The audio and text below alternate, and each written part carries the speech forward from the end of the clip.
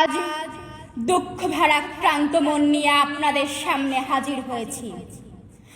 আপনারা সবই জানেন এবং বোঝেন আমরা আমাদের জীবন দিয়ে চেষ্টা করেছি, কিন্তু দুঃখের বিষয় আজ ঢাকা, চট্টগ্রাম, খুলনা, রাজশাহী, রংপুরে আমার ভাইয়ের রক্তে রাজপথ রঞ্জিত হয়েছে। আজ বাংলার মানুষ মুক্তি চায়, বাংলার মানুষ বাঁচতে চায়, বাংলার মানুষ তার আত্ম অধিকার চায়। কি অন্যায় করেছিলাম? নির্বাচনের পরে বাংলাদেশের মানুষ সম্পূর্ণভাবে আমাকে আওয়ামী লীগকে ভোট দেন।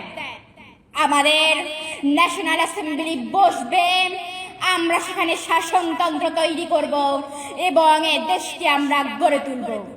এদেশের মানুষ অর্থনৈতিক, রাজনৈতিক এবং সাংস্কৃতিক মুক্তি পাবে।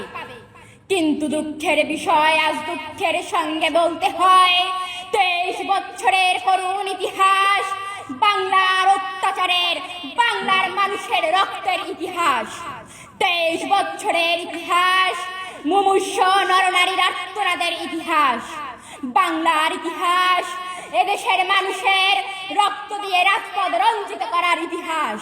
1952 সালে রক্ত দিয়েছি, 1954 সালে নির্বাচনে জয়লাভ করেও আমরা গদিতে বসতে পারি নাই।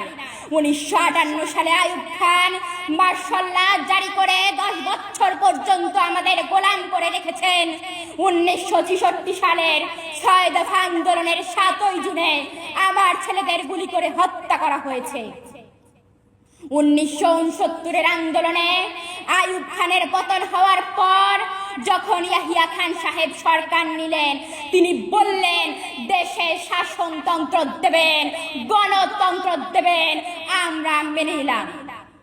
তারপরে অনেক ইতিহাস হয়ে গেল, নির্বাচন হলো। আপনারা জানেন দোষ কি আমাদের? আমি প্রেসিডেন্ট ইয়াহিয়া খান সাহেবের সঙ্গে দেখা করেছি।